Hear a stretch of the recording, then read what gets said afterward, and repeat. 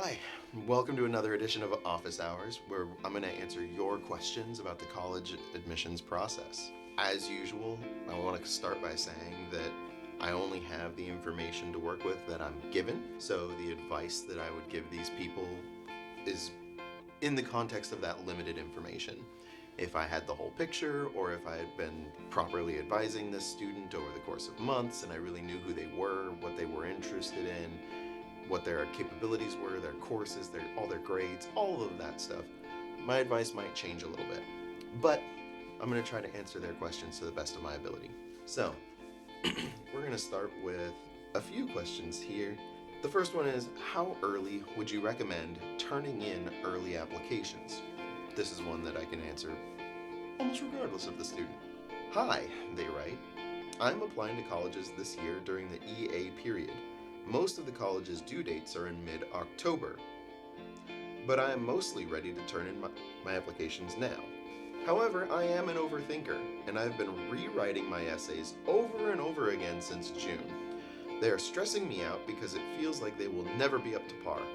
I'm just trying at this point to stick a date in the ground for when I should turn my essays in. Okay, so first of all, most of the schools having a mid-October deadline sounds a little early to me. There are maybe 4 or 5 schools, mostly Georgia, Florida, in that kind of part of the US, that do have October 15 deadlines. So perhaps the student is just applying to those sorts of schools, Georgia Tech, etc. But regardless of whether the deadline is November 1, November 15, or October 15, or even December 1, it doesn't matter how much earlier you turn the application in, right? You could turn it in 2 weeks before, you could turn it in a month before, you could turn it in the night before. I don't recommend that last one because that tends to stress you out a lot. Common application tends to become more unstable the day before a big deadline, like November 1st. The UC application tends to become a little unstable on November 30th. So if you can get your application in at least 24 hours in advance, I recommend getting it done a week in advance, and then you don't have to worry about it. But if you can at least get them in by that deadline, it's fine. There's no actual advantage to turning in your application early unless it's a rolling deadline school. A rolling deadline school will read your application within a couple of weeks of receiving it and then send it back to you with a response, or not send the application back, but send you a response um, within a couple of weeks. And so the earlier you can do that, the sooner you have an acceptance in your hand or a wait list or whatever their decision is, right? But generally speaking, the sooner you'll have an acceptance in your hand, you'll feel more comfortable and confident, maybe a little less stressed out. The college knows that they have somebody who's interested in their school, and you got into that process early enough that they weren't running out of space, right? If you wait until February, March, April to submit those applications, they might not have a whole lot of room left, and that's why some of these schools do rolling admissions.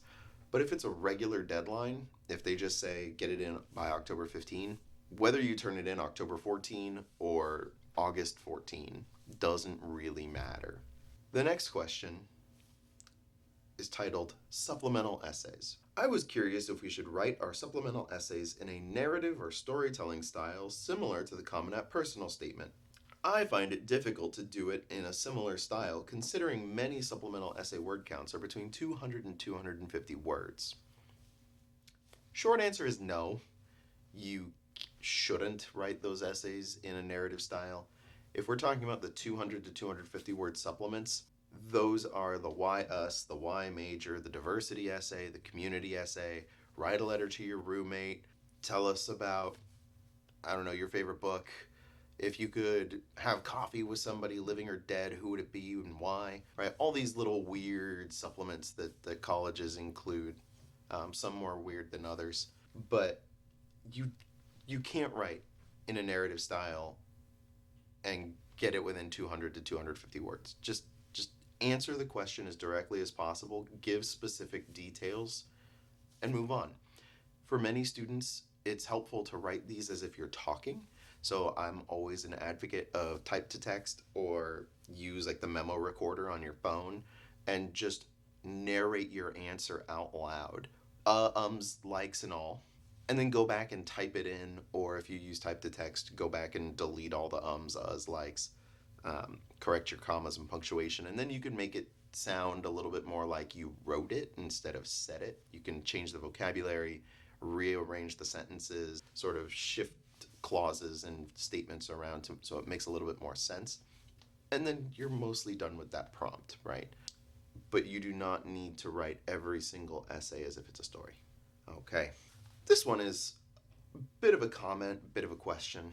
Why the current state of test optional sucks? Or inflation. This one comes from Reddit, by the way. No one emailed this to me. With applicants now having both the option to not submit scores and the opportunity to see percentiles of admitted scores, almost nobody will submit a score below a certain threshold. Say high 1400s for a top 20. Again, what does that mean? They will either study harder and retake it, or they will go test optional. This makes the percentiles even more ridiculous, as in the following years, more and more scores will be pushed out of the realm of acceptable to submit. For example, if a fair amount of people don't submit scores in the range of 1400 to 1500 to Stanford, then whether they get accepted or not, their scores will not be represented in future percentile calculations. The 25th percentile score will rise, and soon students won't be submitting anything under 1500, then anything under 1530, then anything under 1550, etc. I could totally see a point where nobody submits anything under a 1600 to certain schools if this keeps going on. Anyway, I'm glad to be in an application cycle where I don't have to retake a 1580. I genuinely think that this is what will happen in the next decade or two. And I've got a couple of things to say about this. Number one, in theory, this is absolutely fair. We do know that students look at the middle 50% of SAT scores. That is the 25th percentile and the 75th percentile of scores that were submitted by students or by accepted students to certain colleges. And these colleges do give that information up freely for the most part, if they have it. And so it's possible for students to see these scores, and then they look at their score and they'll say, well, I'm not in the middle 50, so I'm not going to submit it. Or I'm not above the middle 50, so I'm not going to submit it. And so we have seen in the test optional environment, we have seen those scores kind of creep up as only students with really strong scores submit them. And that's what's going to happen, right? However, that does not mean that the colleges themselves are expecting those scores to be submitted in that fashion. Yale went back to requiring the SAT, and in their justification, they flat out said there were students, either first generation or low income, otherwise disadvantaged students, historically or socioeconomically or otherwise, who did not get into Yale but would have gotten in if they submitted their SAT scores. And their SAT scores were somewhere in the range of like 1150 to 1400. Most of these students didn't submit those scores because they were low, but they would have been acceptable enough to Yale given the entirety of the student's application that they would have admitted that student with that score. It's not as if the score would have caused their application to get thrown into the discard pile. And so the colleges have set sort of like a minimum acceptable benchmark for their SAT score or their ACT score. And if you're above that minimum acceptable benchmark, then submitting the score is great. Do we know what that benchmark is? No. Does that benchmark perhaps change every few years? Perhaps. Does it never change? Perhaps. You would have to be in that admissions office to know what that score is and to know how often it changes. But what we do know is the scores that other students submit, and we do see those creeping up and up and up. That does not mean the college's expectations are creeping up and up and up. It means that the students are competing with one another, and there's this one-upsmanship happening with scores. So, realistically, you could still submit a score of 1480, and I encourage students to do so. I don't want students looking at every single middle 50 and then agonizing over whether they should submit to one school and not the other. I want them looking at themselves, looking at their application, looking at their transcripts, looking at their activities, and asking themselves the question, is my application stronger with this score, or is it weaker with this score? Maybe I have like a like a 3.5 GPA and like a 1400 SAT score. That 1400 is a strong indicator of your ability, even within the context of a 3.5 GPA, probably worth submitting to just about every single school you're going to apply to. There are caveats to this, of course. I think I've said in another video that, certain specialty schools or STEM schools, places like MIT, of course, their middle 50 for math starts at 800. So the top 25% are all submitting 800s, and probably more than that are submitting 800s in math.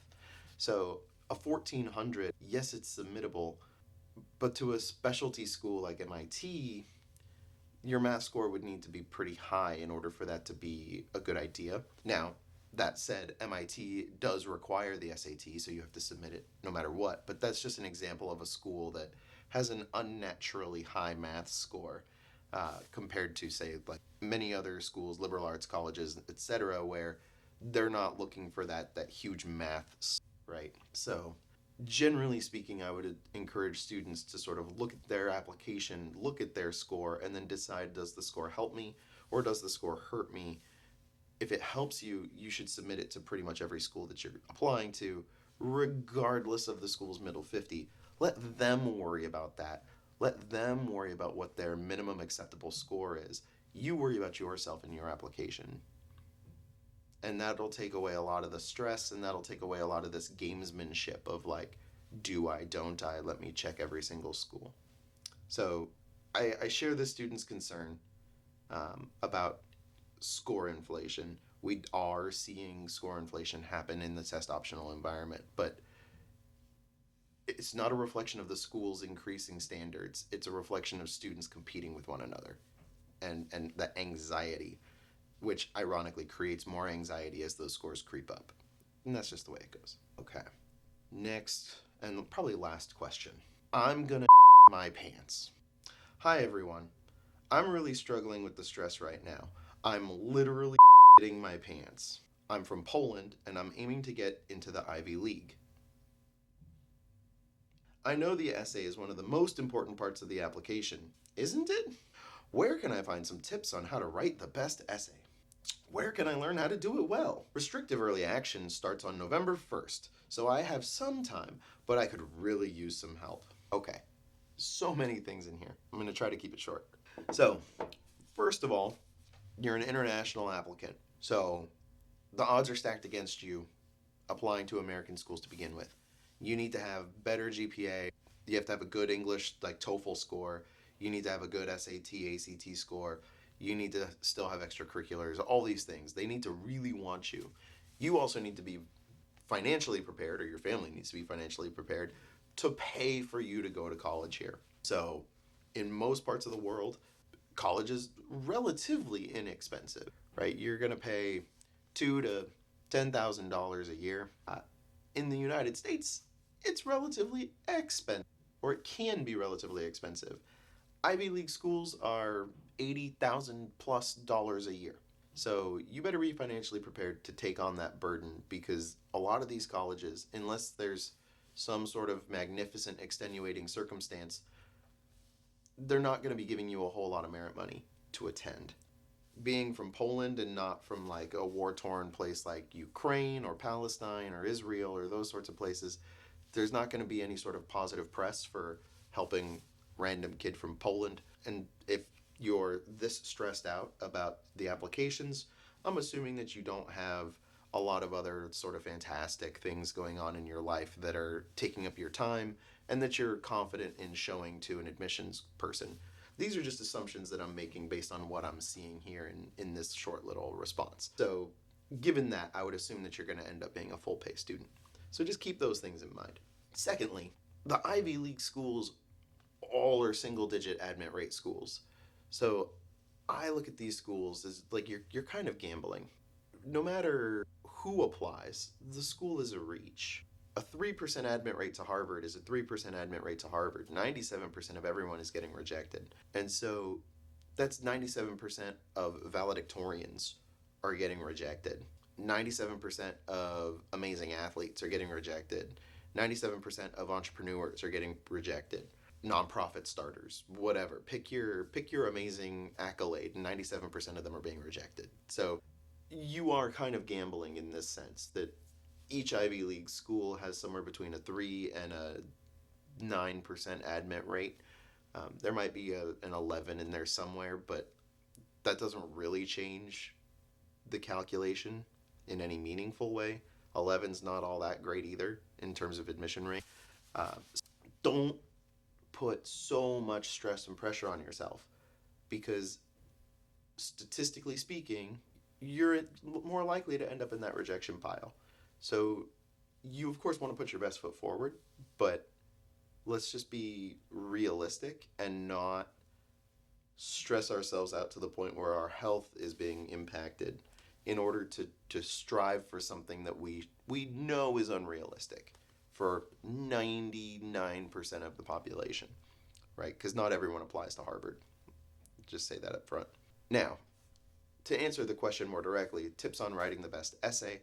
I have a whole essay series that I've just completed that's up on my YouTube channel to talk about how to write a good essay. And the secret to writing a good essay is that there is no secret. There is no magic recipe. There is no one thing the schools are looking for.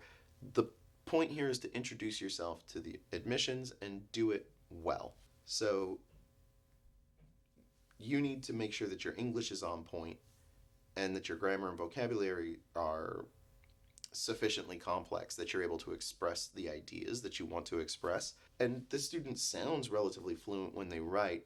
They're using colloquialisms and colorful phrases in their email. But just tell your story. Introduce yourself. Show them kind of what experiences you've had and how that's affected you as a person. And that's all you really can do. And then when you go to say like why Harvard, or talk about Brown's open curriculum, or whatever supplement you do, just make sure that you've done research into the school and you're not saying I want to go to Harvard because Harvard. That's not going to be a good enough reason. They really want to know what you're going to do there and how their resources and mission align with your values and what you want to achieve in life, and how you're going to take advantage of the opportunities that they can provide you. So just keep that in mind when you go to write. And that's going to be it for today. I do have more questions that I want to go through, but I'm going to save those for another video. If you have any questions, please feel free to shoot me an email at collegequestions@dawesacademics.com. You can also reach out to me via Instagram at dawesacademics, and I will see you next time. Thanks for watching. So, if that video helped you, then please help me by liking, sharing, and subscribing, or following, on whatever social media platform you prefer. Doing so really helps allow me to do what I like to do, which is help students and families manage the college application process.